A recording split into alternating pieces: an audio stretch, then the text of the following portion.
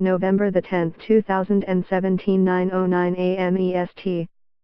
As the sun sets over the week-long Paradise Papers media blitz, the sky clouded with 13 million pages of illegally obtained privacy-breaching documents filled with implied wrongdoing, the world is left with a big question: what the hell was that all about? Well, for one thing, we learned that it is quite acceptable to breach the privacy of Canadians and citizens of other countries, provided those citizens are rich. Canada's Privacy Act is a rigid piece of legislation that attempts to prevent companies, governments and individuals from disclosing private information. When Equifax Canada recently reported a cyber attack that compromised credit card and other information about 100,000 Canadians, the Office of the Privacy Commissioner swung into action.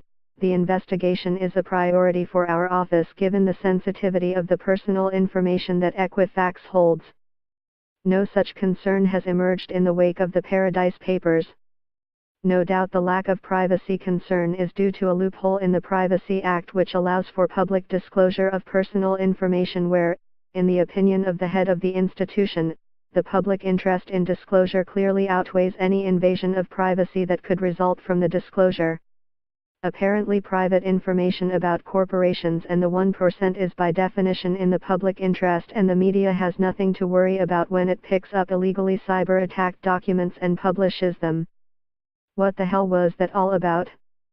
The other thing we've learned from the Paradise Papers is that fake scandal can be manufactured by manipulating concepts and information to give the misleading impressions of political and or bureaucratic malfeasance incompetence. One such fake scandal coming out of the Paradise Papers is the CBC/Toronto Star claim that Canada, unlike the US and the UK, does not disclose the full scale of the national tax gap. The document leak allegedly reveals that it is no secret that many wealthy Canadians are squirreling away fortunes offshore to avoid or even evade taxes, says the CBC.